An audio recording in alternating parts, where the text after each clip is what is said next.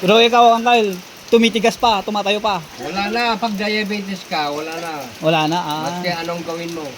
Pero sabi mo kapag sa edad na yan, bumabata pa rin yung karamdaman. Oo, yung iba.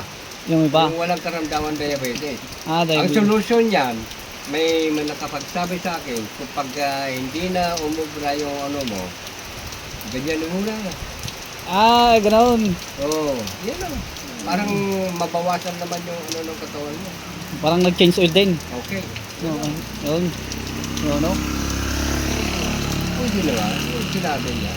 Dahil pag naipon niyan kasi medyo ano yan. Buti ilabas. Oo. Para mabawasan yung ano. Okay. Tawag Dahil doon, dumi. Okay, dahil ang kasi pagka maiipon yung mga maraming ano yung sa katawan mo, yung umaano na sakit, gano'n. Yan ang in-advise sa akin yung kumpare. Yung kumpare mo. Ibig sabihin yung kumpare mo, ganun yung ano, yung ginagawa niya. Ginagawa niya. Okay, hindi niya sabihin kung hindi niya ginagawa yan eh. Sa bagay, experience niya yan. Okay. In-advise nga ako.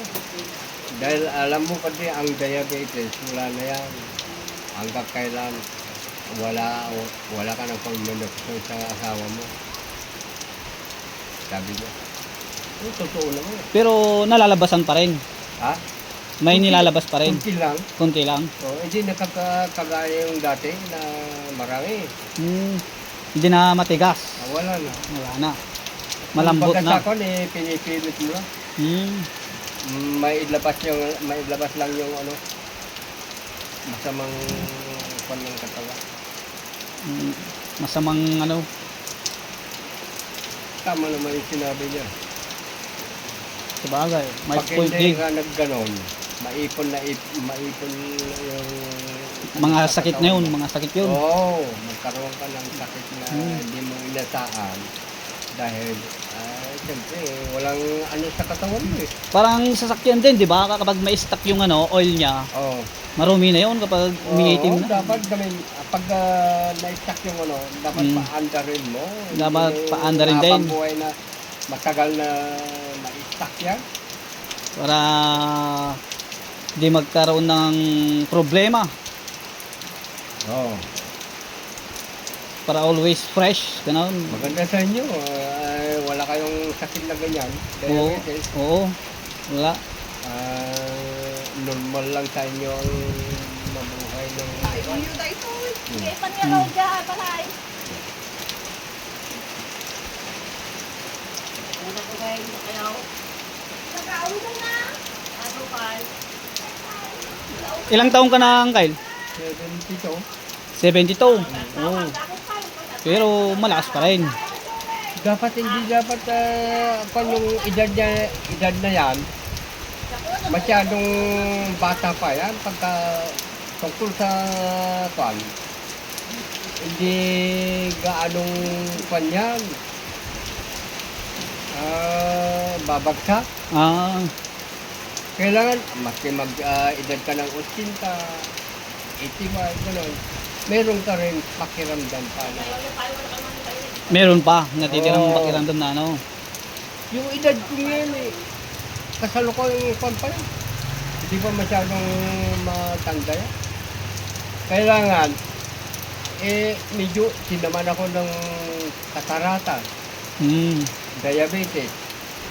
Yung diabetes kasi, pag nagkaroon ka na ganyan sakit, yung mata mo talagang maapektuhan. Saka... Magiging malabo yung pagtingin. Oo, siyempre. Masyadong malabo na yung ano ko. Ganun pala yun.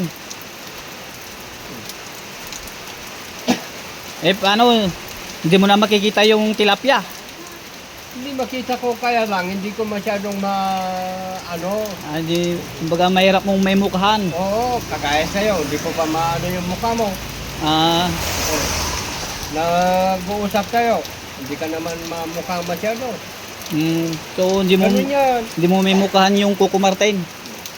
Ay, noon hindi pa ako ganito na mukha ko. Nasa Maynila pa ako. Mm. Pero ngayon, wala na.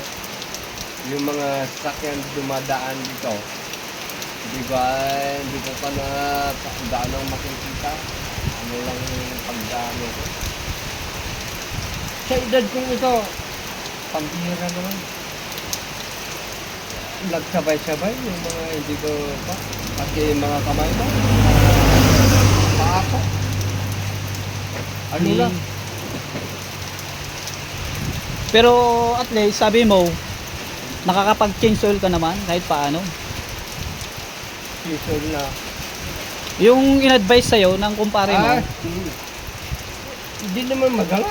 hindi mo nabalas, Hindi magala. Pagka yung pakiramdam mo, medyo... kapag nakaalala yung Oo. pakiramdam.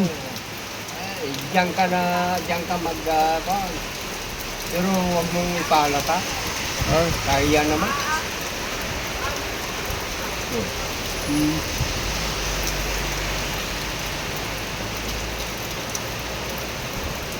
Pambihira.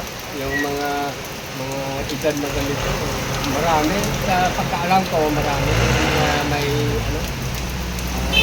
diabetes, kaya, pan.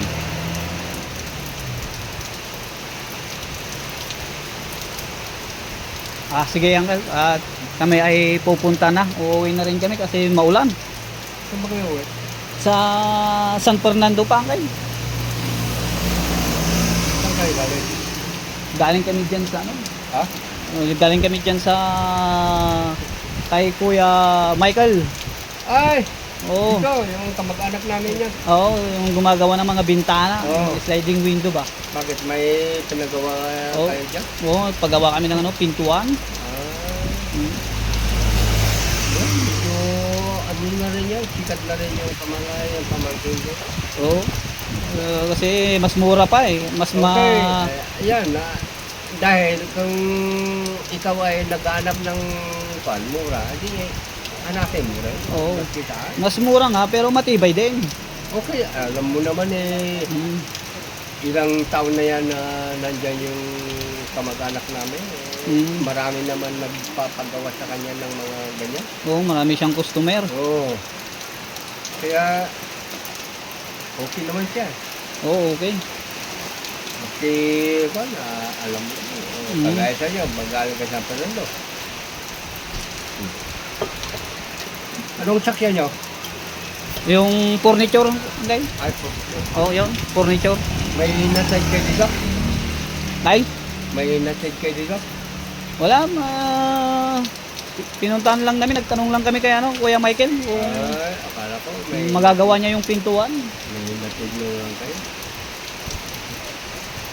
Saan San Fernando? Sa ano, Sevilla. Okay.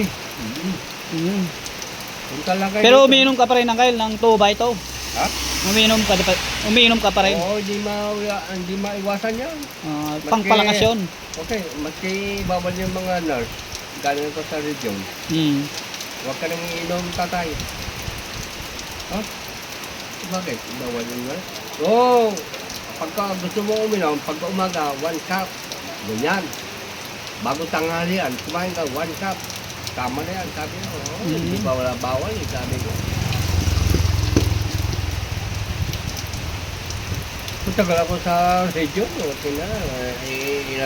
Dalawang bisyon na, pero yung pa ako. Umulan, oh. Umulan? O sige, parang hindi kayo maggabihan. Oo. Malamig na, wala kaming Okay, jacket. malabig na nga eh. Sige, Uncle. Sige. At magpapalam na kami. At Okay. mauna kami na, ano? Uwi. Medyo may liwanag pa. Oo. Mag-ingat lang kayo sa amin. Mahirap na kapag baka maliwanag pa kasi baka marami pa kaming makikita dyan. Wag lang mag-drive ng lasay. Oo. Salamat, Uncle. Salamat.